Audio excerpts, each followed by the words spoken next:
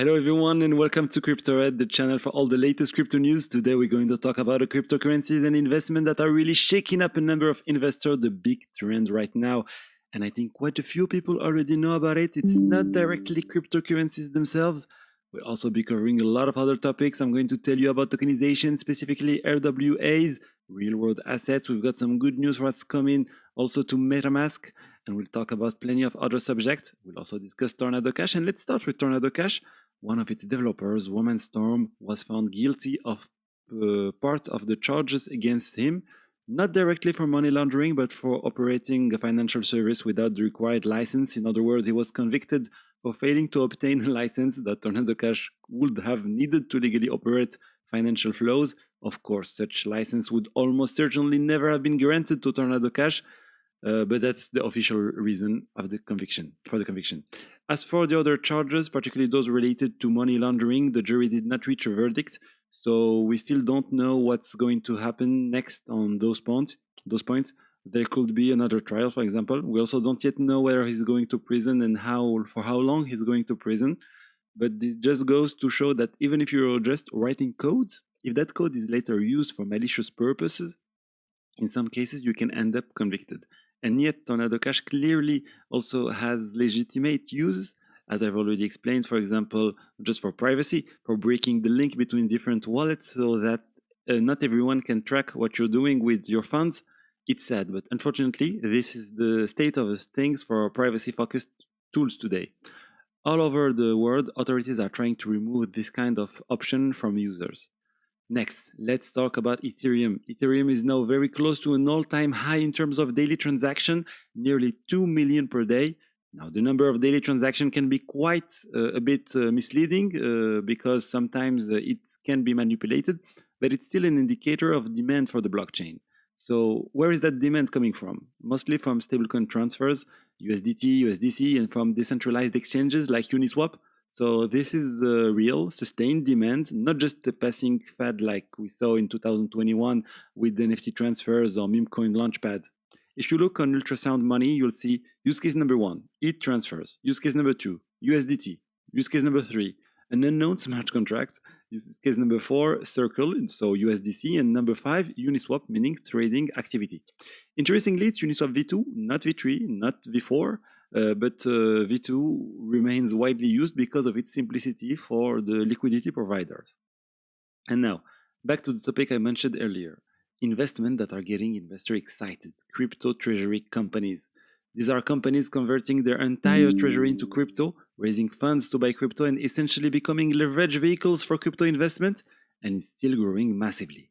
According to Standard Chartered, Ethereum Treasury Companies, meaning companies that buy and hold Ether, like Bitmain, Sharplink Gaming, and the Ether Machine, are actually better investment than Ether ETFs.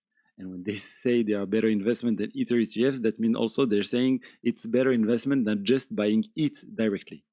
In other words, investing in these companies could bring in more money than buying the cryptocurrency itself. Why? Well, according to this bank, and actually I agree with them even though I haven't done it myself, it's because of the potential for higher upside.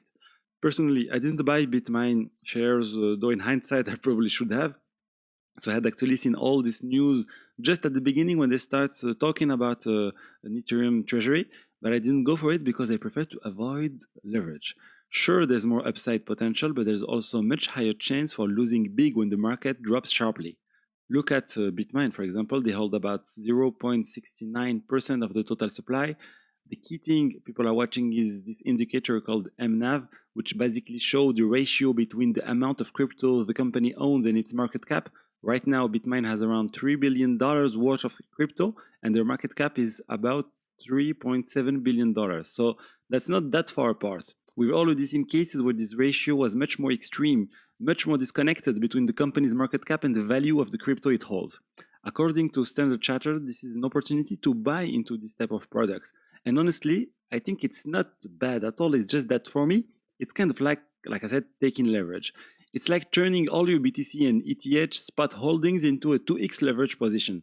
Of course, you're going to make more when the market goes up, but when it goes down, you can also lose a lot more. And I personally always stay away from anything involving leverage. It worries me, it scares me. In some rare situation, you could end up also with the total loss of your capital. And if your leverage is high, in a lot of situations, you will lose all your money. The worst case scenario with this kind of company is that you buy now, then the MNAV drops, and the total value of the company falls below the value of its assets. That can lead to liquidation, and if that happens, it could cause even bigger losses for investors and the whole market. That's why I'm very cautious and why I don't personally do it, but I get why some people go for this strategy. The potential gains can be much higher, and more companies are doing it. It feels like every day there's a new company buying crypto. Take, for example, Cosmos Health today. They have nothing to do with crypto, but they just announced they're going to spend $300 million on ETH. They've actually secured the full amount with at least 72% going directly into buying ETH. So yeah, another company buying ETH. Right now I'm talking a lot about ETH, but there's also other cryptocurrencies like BNB, Solana, the Open Network, and many others. It's clearly a trend in Wall Street that Wall Street likes because it's much easier to buy shares in a company than to directly buy crypto and deal with custody through Coinbase or others. It's just simpler, and I think that's why it's so popular. Another example is Parataxis. They're raising $640 million to turn into a Bitcoin Treasury Company.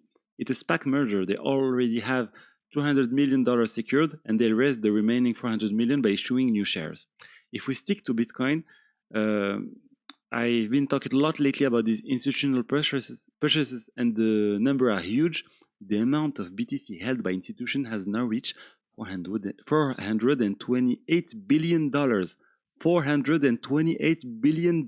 That's a massive chunk of Bitcoin total market cap now in institutional hands. I think this trend will continue. It's not a bad thing in itself.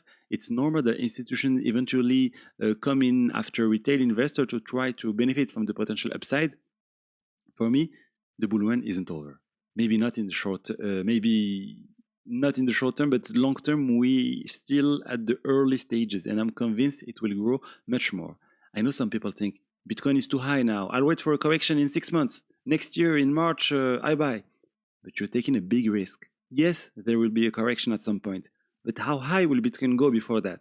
If it goes to 300K and then corrects to 200K, and you were still waiting back at 100K for a drop, you'll be kicking yourself your whole life. That's the risk. Institutions are still buying. MicroStrategy or Strategy, the leader among institutions when it comes to BTC purchases, is still buying. And if we count BlackRock as an institutional player, they hold quite a lot of money, but their exposure is spread out across all the various investors who are buying ETF shares.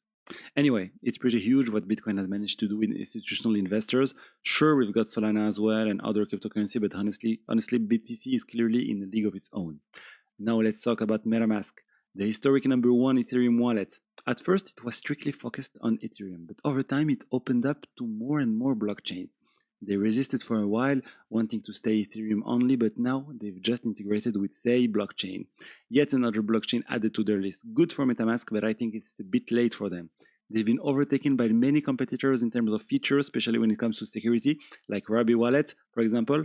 Personally, I don't use MetaMask anymore. You can see it here, but that's only because I'm using a browser I keep just for my news. But for me, RWA is a lot better than MetaMask. As for Sei itself, honestly, it's not a blockchain I'm particularly into. I haven't invested in it, but I'm not against it either. It just doesn't fit in my investment thesis for blockchain, which is more about other aspects than just high performance. And hey, good for Sei, this will make the blockchain easier to use for a number of people. Now let's move on to tokenization, real-world assets coming into blockchain. You've probably heard of X stocks. These are tokens tied to companies like Nvidia, Tesla that have been tokenized on the Solana blockchain, notably with Kraken's help. Well, these tokenized shares have just passed $2 billion in trading volume. I've always been a bit skeptical about tokenized stock on the blockchain because there have been many attempts over the years that never really worked. Back in the Terra Luna days, there was the Mirror protocol doing something almost identical, and it never took off. But now it's actually working. When you dig into why, you realize most of the trading volume comes from centralized exchange, around $1.94 billion on SEX, and barely 100 million on decentralized exchange. This confirmed that right now there's not really much demand for trading these shares on DEXs compared to centralized one. And it makes sense. People who want to buy these tokenized shares find it way easier to do it on centralized platforms. You don't necessarily want to deal with MetaMask for this. The real benefit for me is for the platforms themselves. the Robin Hoods, the Krakens, and for other similar company. By using tokenized shares, they cut out a lot of intermediaries. It makes their operation much simpler. That's why I think the growth of tokenized share will come through platforms adopting them. For the end user, it will be totally transparent. When they buy Tesla Nvidia, they won't even think about whether they're tokenized or not. Maybe there will be a little asterisk somewhere, but that's it. For the platforms, though, it changes a lot. So yes, I think this will keep developing, but mainly on the back end. The foundations will be tokenized assets, but the user-facing part will mostly be centralized platforms. In DeFi, there's actually a term for this kind of product, DeFi mullet. You know the haircut, business in the front, party in the back. Here it's the fintech in the front, smooth, Web2 style centralized platform with super simple products, and DeFi in the back, powering everything behind the scenes. It's messier, less pretty, but it works. And I think that's where the centralized finance is headed. It will be everywhere, across tons of platforms, and most users won't even realize they're using it. Coinbase is already doing this with Bitcoin. In the US at least, you can use your BTC as collateral directly on Coinbase to instantly borrow USDC. And all of that runs on Morpho, a DeFi protocol without user needing to know how it works. For me, DeFi is the future. That's why I've been into it for years. It's an incredible way to generate yield and passive income on your crypto. So yeah, study this. If you're interested, drop a comment and say you're interested in DeFi, and we'll see how we could work out things together to maybe, I don't know, create some more dedicated videos about DeFi. Just drop me a comment if that interests you. All right, see you tomorrow for another crypto news video. Bye-bye.